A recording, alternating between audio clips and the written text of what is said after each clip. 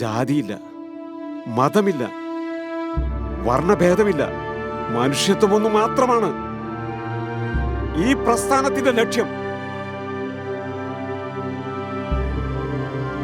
വേരറുക്കുവാൻ വരുന്ന മൂഢന്മാർക്കറിയില്ല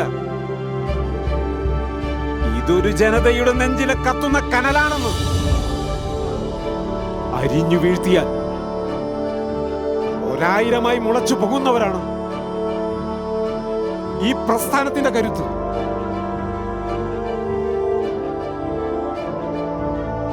അടിച്ചമർത്താൻ ശ്രമിച്ചാൽ ഇടിമുഴക്കമായി ഉയർന്നു വരും അവർ.